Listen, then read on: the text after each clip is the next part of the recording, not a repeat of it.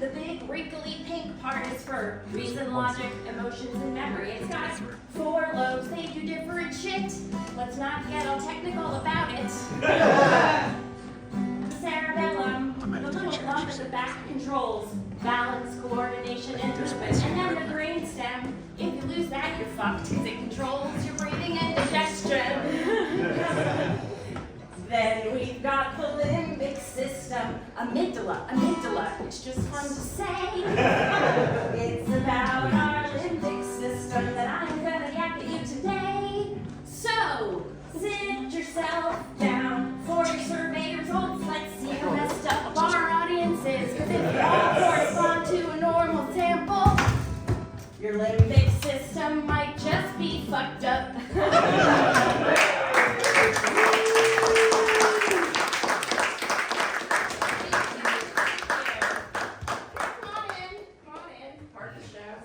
Let's cringe, y'all. All right, forgive the desk reference to Spalding Gray, everybody. When I was in college, I had an internship at the Performing Garage, and they sent me to work directly across the street for Spalding Gray, because he lived there. And he was this really great guy. He came with me to my Buddhism class at Columbia a few times, because he found out from me that Robert Thurman was my teacher. Yeah, that was Uma Thurman's dad. And he would come to class with me, and he would sit next to me in class, and he would say hello to Robert Thurman after class, and I just felt so glamorous. Anyway, the main thing I did for Spalding was I glued his reviews into a scrapbook with a glue stick. And I remember specifically that it was a glue stick because he could be such an awkward guy that we had this whole conversation about it, and he goes, I don't think it has any instructions on it. So right, instructions are in the name. It's hilarious to me now that anybody would have even thought to glue reviews into a scrapbook, because everything is digital and searchable now. Not so when I worked for him. But the main thing is that I was working for Spalding, master of one-person show, and never in all these years thought that I could write a one-person show of my own, because I never thought I had anything to talk about. But like Spalding, I come from a family full of suicidal ideation. So it wasn't until recently that I put these events from my past into these terms. When I was 16, I saved my mother's life from what turned out to be a non-fatal suicide attempt. And that event fractured my already dysfunctional family, and then I didn't deal with it for 4 years. But then I realized, I have a story!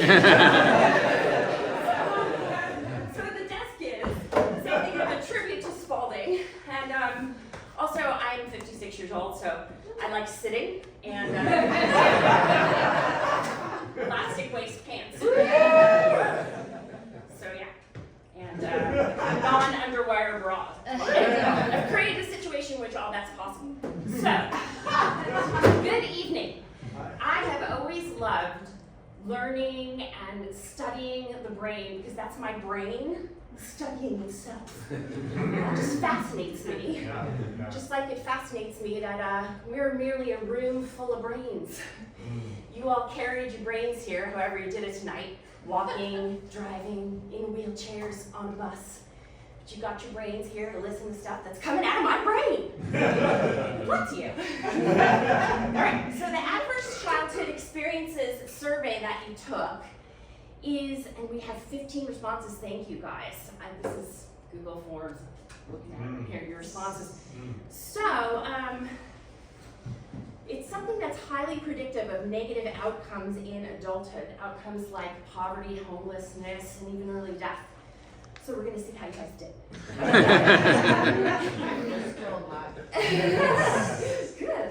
It looks like we've got the most responses in living with someone who was using drugs, including prescription drugs. Hitting, kicking, very popular among parents.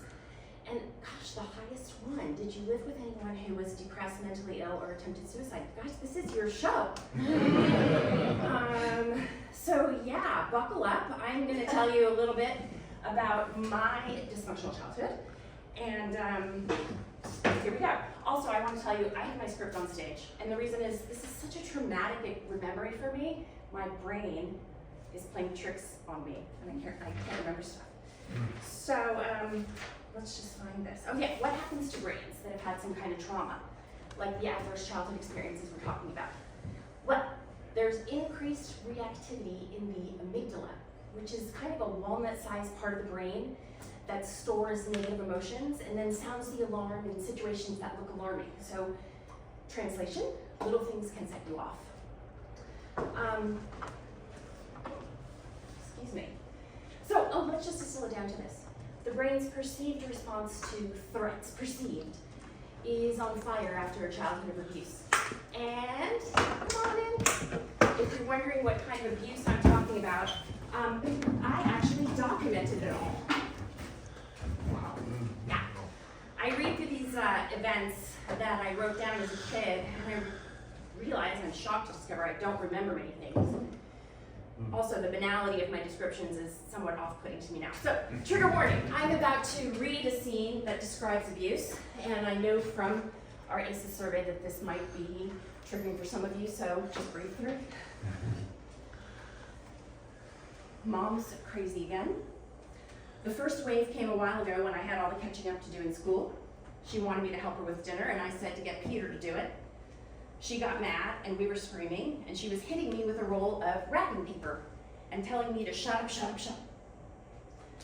Now, the odd thing is, I found this incident while I was searching for what I would consider to be an even more serious one, which involved my mom knocking a bunch of cookies onto the floor, slapping me across the face, and then making me pick up all the cookies. But then I found this one and I realized, wow, even the normal day-to-day things were actually kind of rough.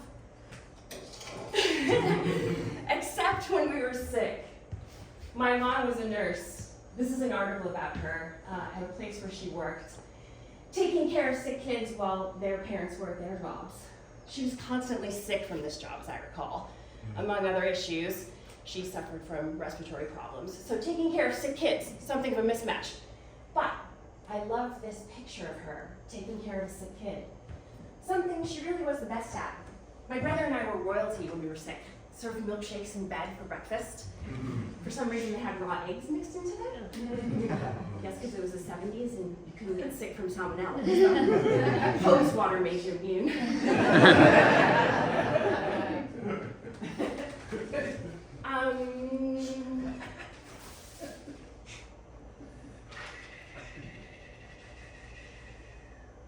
So they say that writing helps rewire your brains in response to trauma. I wrote a lot in response to trauma. And I think it helped carry me through that childhood. I wrote down all these incidents and it helped me process what was going on at that time. So my mom was an adult child of alcoholics, so she endured a rough childhood herself. She got pregnant with me when she was 19, and she launched herself into a family, marriage, with a lot still to work out. So she passed on a lot of her brain trauma. Example, one of my earliest memories, although we know memory is fallible, I'm sitting in a high chair, and my mom is cooking me hot dogs, just the way I like them. First you cut them up and then you fry them. I still feel very strongly about this. Anyway, for some reason I got my plate of hot dogs and I knocked them to the floor.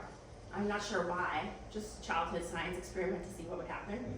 So what happened is my mom got super duper mad and I think hit or slapped me. So I'm not sure how old I was, guys, but I was in a high chair. So I can't undo that, and I can only struggle with its effects on my psyche, but I can break the cycle, and mostly I have. I've never raised a hand to my kid. I barely raised my voice. And when I think about all the time I spend driving him around to different activities, first karate, now band. Sorry. And how, yes, sometimes it's boring and you have to bring a book or your phone, but mostly I'm just so honored. I'm honored to be part of his life and to create those memories with him. Whereas these are the kind of memories that I have, or rather that I've erased. At orchestra, I put my name down on the not coming list for all 4 rehearsals. Mom didn't want to drive me. she can't drive me tomorrow, and she bitched about the other 3 days. On the way home, she bitched about how everyone wanted pieces of her. Then she said, I'll take you if it fucking kills me, and it probably will. I read a few pages later, she didn't end up taking me. Which I cannot remember because apparently after trauma, our hippocampus, which is responsible for a lot of stuff about memory, also shrinks, so we can't remember a lot of stuff. Excuse me, guys. Wow. This is such a hard journey.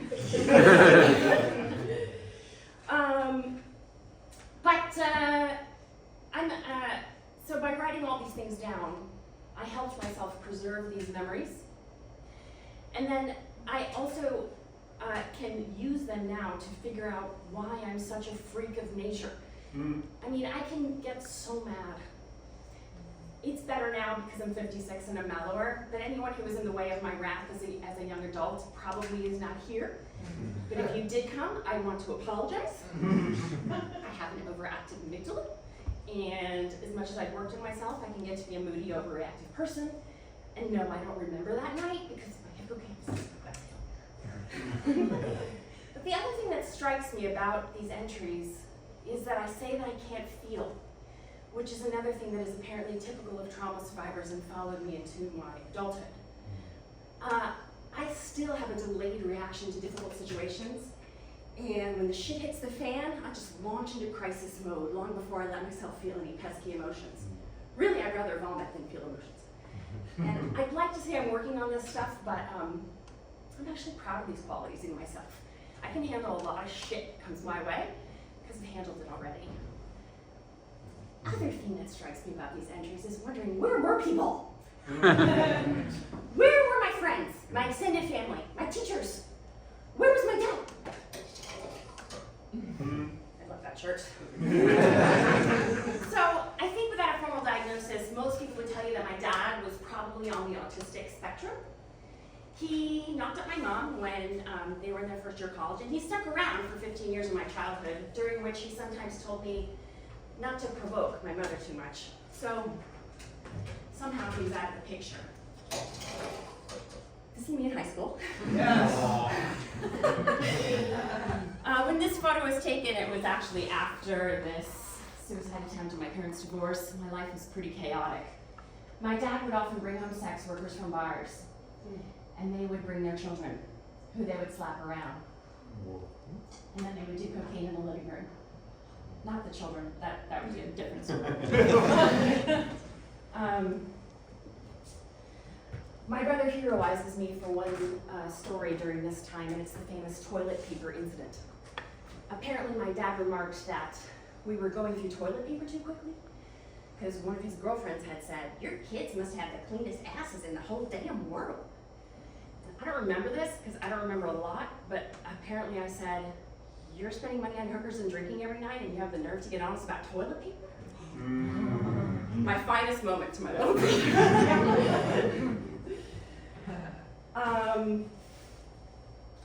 And, oh yeah, I had an E.T., a poster of an E.T., it was signed by Steven Spielberg, a copy of E.T., the extraterrestrial poster that was my prized possession, because I was a little movie nerd, of course. And one of my dad's girlfriends, we think, stole it out of our storage space, along with some other items. We think she somehow also managed to steal this plane ticket to the National History Day competition that I'd been selected to go to in Washington, D.C. So somehow the ticket disappeared, and there was this mad scramble and an embarrassing scene at the airport, because this is paper ticket days. You don't just have one. I needed the paper ticket, which somehow wasn't anywhere in my small apartment. My teachers had purchased the original ticket for me, knowing my family was in dire financial straits. And they purchased another one for me right there at the airport for a premium price. I'll never forget that. Miss Gahey on one side of me, Miss Hanley on the other, and me squirming in the middle, just mortified. What happened to the other ticket? I never did find out. I just have my suspicions. This is Natasha Kuklivas. She was 16 years old when when she discovered differences between the brains of 10 people who died by suicide and 10 people who died of other causes, a control group. The brains of those who died by suicide had higher numbers of inflammatory cytokines in them. Get it? No, I don't. But she's a hero because any research like this points towards possible behavioral or pharmaceutical interventions that might help prevent a lot of suicides. I was cleaning out a closet when I found this document. My grandmother had saved it, and I had never seen it before. It's my mother's admission letter to an evaluation facility. I was cleaning out some boxes that I inherited from my mom and my grandmother, and I found it. The date is May 31st, 1985, time 12:40 a.m. So now I know. It was the day before this that this happened. And it says, after this examination is my conclusion that there's reason to believe that the above named person may be a mentally ill person, requiring involuntary treatment, in that he may be mentally ill and A, may present a substantial risk of imminent harm to himself or others, as manifested by either recent overt acts or recent expressed threats of violence, which present a probability of physical injury to himself or to other persons, or B, may be so unable to care for his own physical health and safety as to create an imminently life-endangering crisis. Based on this conclusion, the above named person should be evaluated in an evaluating facility for possible admission to a treatment facility. I'm so shocked by the black and whiteness of this, the bareness of it. Also, the fact that it was 1985, people just did not give one shit about pronouns. Much later, after my mom survived the suicide attempt, she ended up taking care of her own parents. The truth was, as they were always telling me, she simply couldn't live on her own. She always said she saved us, my grandfather told me, but the truth is, we saved her. And then my grandfather became the victim of my mother's abuse, so much that I called Adult Protective Services on her. She took a swing at him a few times, he said. And one time when he took a bath instead of a shower, against her orders, and got stuck in the bathtub, she waited for an hour to call the paramedics to punish him. Because yeah, a person who's mentally ill and can't take care of themselves and is violent does strange shit like that. Excuse me, guys.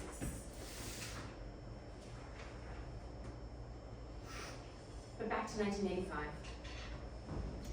In June of that year, I went to the Governor's Honors Program in Georgia, and I met some of my best friends there. And 40 years later, they are still my best friends. And yet, most of them do not know that I came to this summer program fresh off this experience with my mom. And the reason is, I learned very quickly not to talk about it, because it kind of freaks people out. I remember I told my friend Colin about it the next day, and what I said was, my mom pulled a neat little trick and tried to kill herself last night. I don't know why I said it that way. I wasn't trying to make light of it, I just didn't know how else to contextualize it. Maybe I was just going for such shock value that there couldn't be a response. Or maybe that's just my natural inclination to blame myself for every interaction. But anyway, Colin just changed the subject. There was nothing that was going to be discussed about what I had just revealed. We were moving on. So I was a fast learner, and I buried it. But this is what happened. I was at my friend Shauna's house. She was my best friend. We hung out all the time. She was driving by then. And my brother called. He said, Mom took pills. So we raced over there. And the next thing I remember, standing in the doorway of my apartment. And the paramedics were there. And my brother and my mother was sitting in an armchair near the television. I think. Actually, I don't remember the layout of our living room. There's probably a television and a giant wooden piece of furniture. She said, I want to die. Your father doesn't love me anymore. She said more than that, but that's the part I remember. And then I remember that the paramedics communicated to me that they could not transport her to the hospital while she was conscious. So they were waiting there for her to pass out so they could take her to the hospital. And then everybody was looking at me like, what do we do? My brother, my mom, paramedics, it all hinged on what I was gonna do in the next few seconds. So I said, we love you. Go with the paramedics. We don't want you to die. And I said something like that, and it worked. She went with it. Did they wheel her out on a gurney? I don't remember. But I do remember that's not what I wanted to say. What I wanted to say was,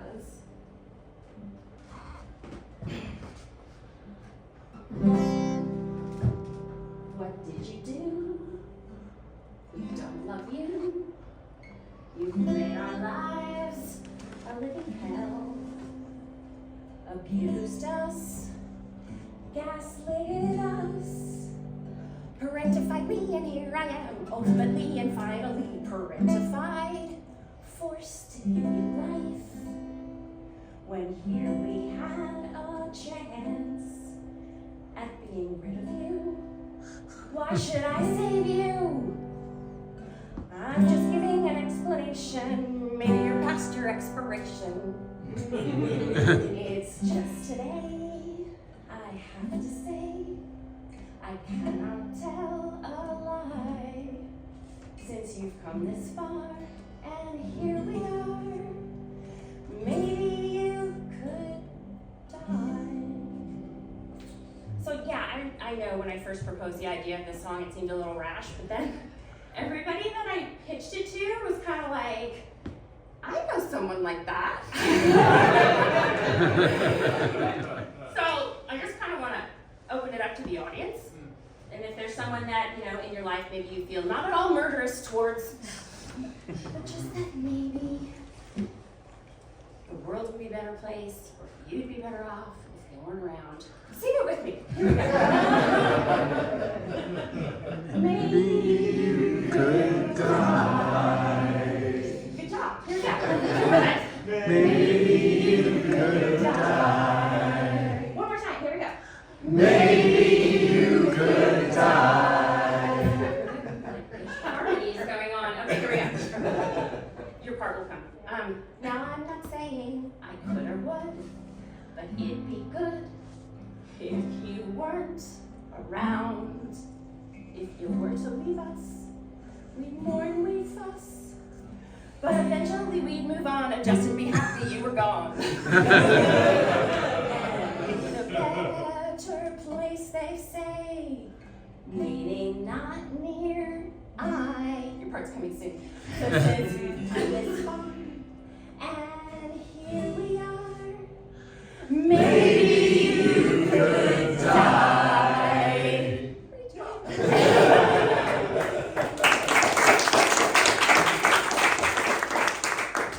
And then I went to meet my best friends with this in my closet. I was at the one place where 16-year-olds could really go to unburden themselves. Drama camp. And this didn't make it out into any drama exercises or extracurricular conversations, and no one thought after May 30th, 1985 that my brother and I might need therapy. It's just gotta love being Gen X. I had a really, really hard time forgiving my mother for this suicide attempt. The attention-grabbing nature of it, the weakness of it, the way she dragged me into it and made me responsible for her very being here on Earth. I had a really hard time forgiving her until I did this suicide prevention training at work, because I'm an educator. There's this language we're supposed to use around suicide right now. You never say someone committed suicide or completed a suicide. You say they died by suicide or even of suicide. Suicide is considered to be larger than us now, out of our control, which Natasha Kulviwat seems to be proving with her research on brains. So, if it's something out of our control, then I do have more sympathy. So many, many years later, I've softened a bit. So let's just outline the brain problems that have happened throughout my family. Mom, histrionic personality disorder, epilepsy, suicide attempts. My son was diagnosed with autism. My dad, possible autism, and glioblastoma, more on that later. My brother was dyslexic, that's what they called it back then anyway.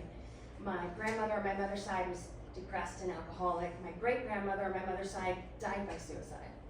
My aunt, my father's sister also, died by suicide. So don't worry, I'm not gonna do like 10 minutes on each of these, but I just wanna point out that suicide runs in my family. So let's just kind of skip forward to my present family. Yeah, let's just skip forward to my present family. I suspect, since my dad was possibly on the spectrum, my son was diagnosed on the spectrum, that I might be somewhere on that spectrum, and maybe I even married into that spectrum. So they say one of the big tropes about autism is people with it like to line stuff up.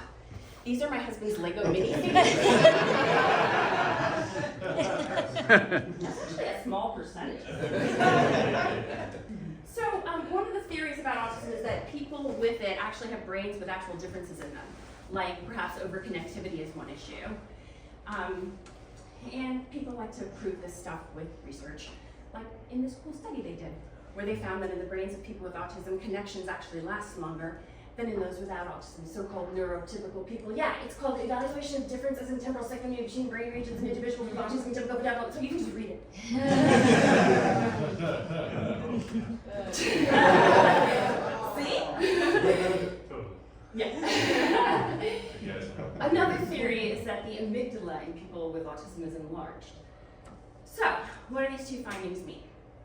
Well, the amygdala holds our emotional memories. So if, for example, you have a terrible memory of, say, losing your favorite blue shovel at the beach because this goddamn wave came and swept it out into the ocean, then the beach might become a bit aversive and scary for you. And if your amygdala is enlarged and your brain connections last longer, then that might be worse for you than other people.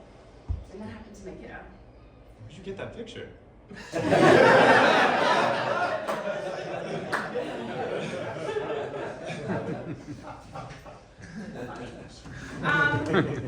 The worst day, another theory is that there might be, another theory is that kids with autism have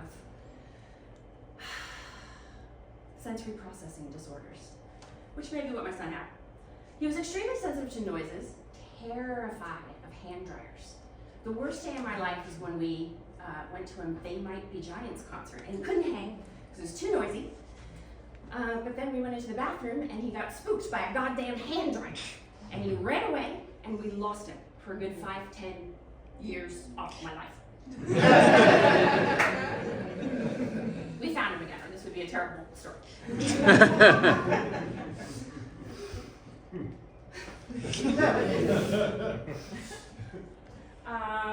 But you know what? Anyway, now he's a drummer, so obviously he's fine. That turned out to be funnier than I thought.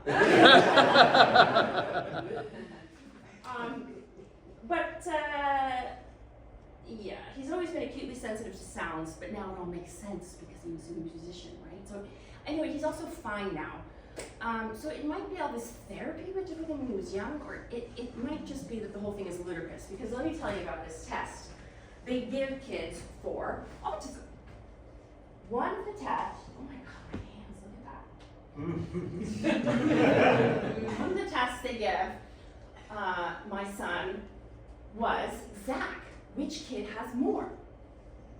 So my son was obsessed with chocolate ice cream. Vanilla at this point in his life was less than worthless. So naturally he picked the kid with the chocolate ice cream. And who knows how many points he lost on what their scale of what typical kids can do. You know, it might have made a big difference, but philosophically, I get why he picked this kid. The second example of a test they give you to determine autism. The psychiatrist who tested Zach played with this doll, like she was at a birthday party. And I think she had a cake, and maybe she asked Zach to blow out the candles, and maybe he did, or maybe he didn't, but whatever he did, he failed that imaginative play. Because he would not blow out the candles on this cake and play with this stuff. Sorry, you guys, I left my phone on. Hello? Yeah, got it. Okay. Sorry, that was my son calling from the future. future to say, what the fuck? I mean, who fails a kid at imaginative play? Maybe an adult who doesn't know how to play? I mean, if you'd been having a birthday party with Godzilla.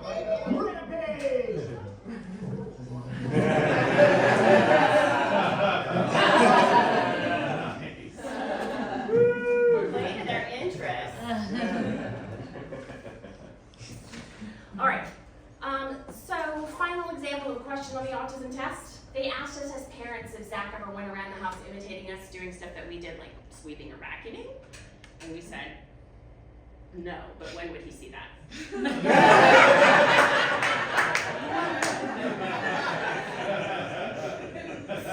now we come to the part of the show about my dad, who, yes, died of glioblastoma. It's a rare and fatal brain cancer.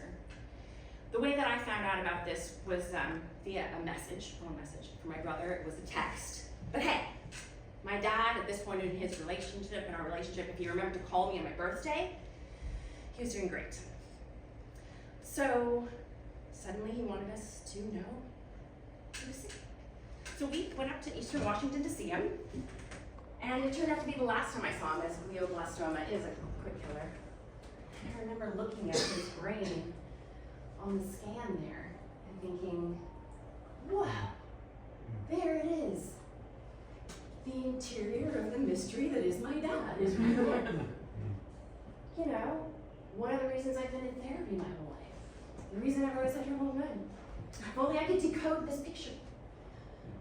But it makes no more sense to me than any of the behavior of my dad's over the years. Looking at this image, I still don't get him. But I do get that this means goodbye. So we spent the week together.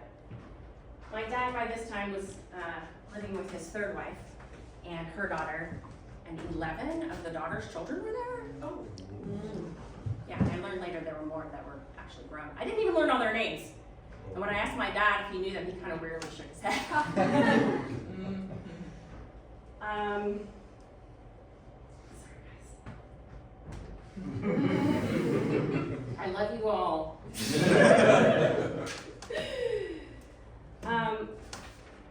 Yes. Anyway, the house was also disgusting in many ways.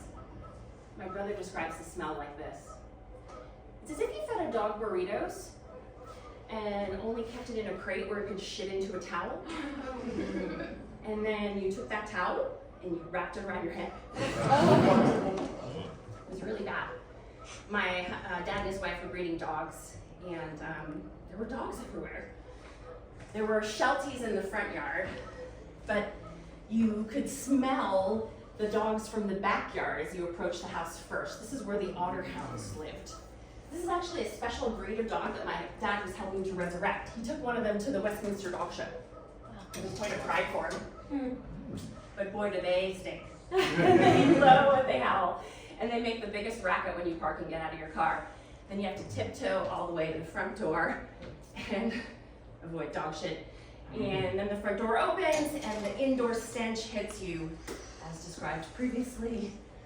My dad, able to learn anything, a complete autodidact in Greek, most computer languages, making machine parts, whatever, designed the house. It's not bad. Just looks like since it was designed and built, it was never ever cleaned.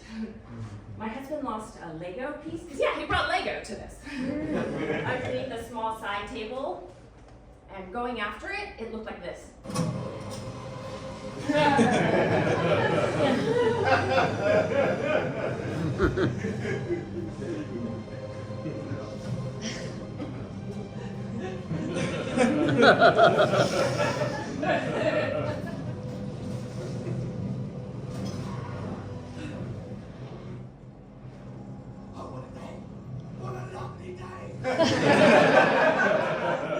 Except made out of dog hair. It just looked like those little tumbleweeds of dog hair that collect in any house with pets had collected under this table and never been cleaned in a house with like 35 dogs in it. So my husband had to stick his hand into that storm of dust and hair and dirt because this was a Lego piece worth like $85. Anyway, there was also an island dividing the dining room from the kitchen. and there were pendant lights over the island. And in the pendant lights, the grease from the cooking had stuck. And in each pendant light, there were several flies that had died there and never been cleaned off. It was terrible. It was the kind of place you don't want to sit down in. We stayed in an Airbnb nearby. During that whole visit, my dad never apologized to me, but it just seemed so significant that he had called and asked us to be there. Every moment of it felt huger than it was, including when we sat in his front yard and smoked a cigarette and looked at the view.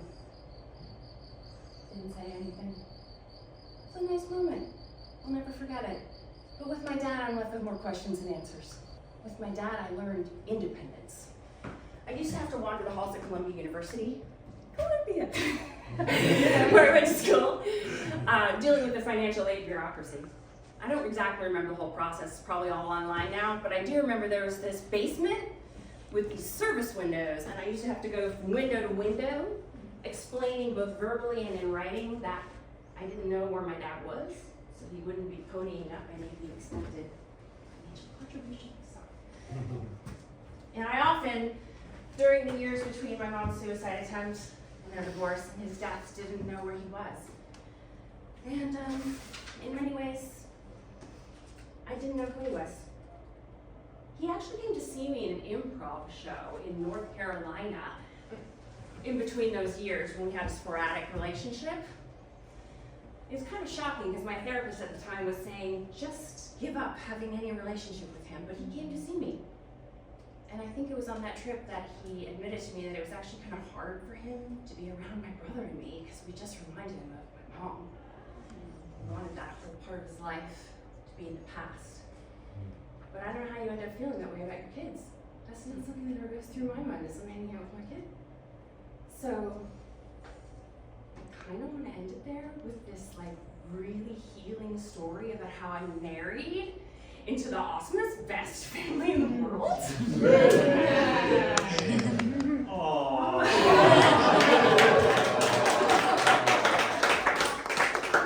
whole in-law situation is really fantastic. Starting from my awesome husband.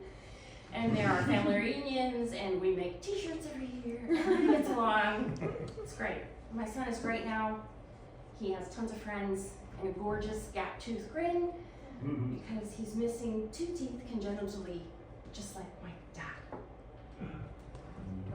Because genetics are kind of rough, right? Yeah. It's so funny. At one point, after a breakup with his little pothead girlfriend,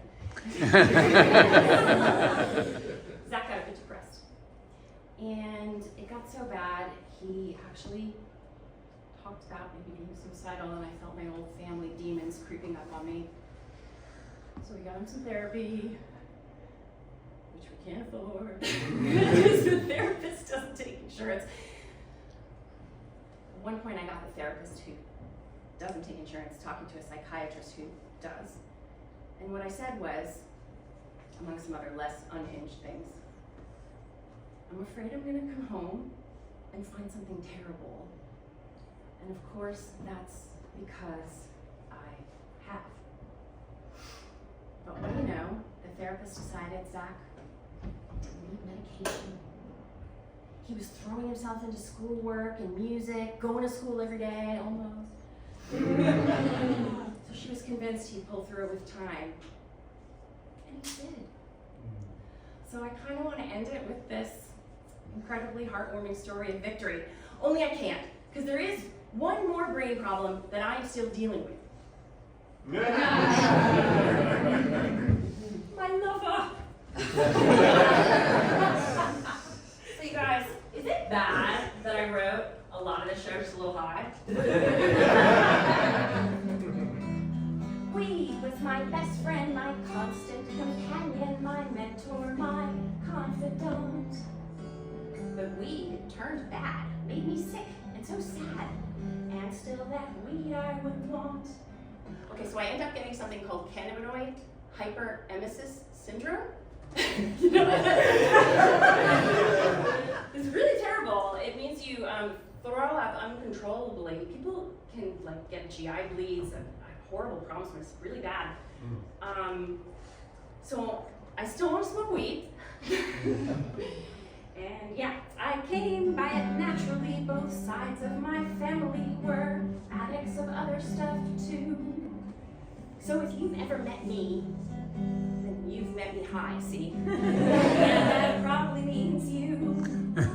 So should I negate it or just moderate it? That's the dilemma I face. Too bad it's so awesome. I know it's a problem.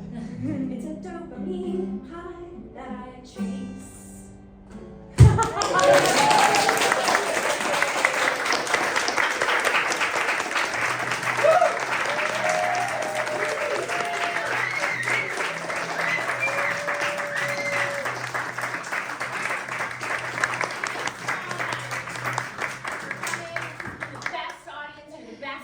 I'm going to give you a review. So give me a review.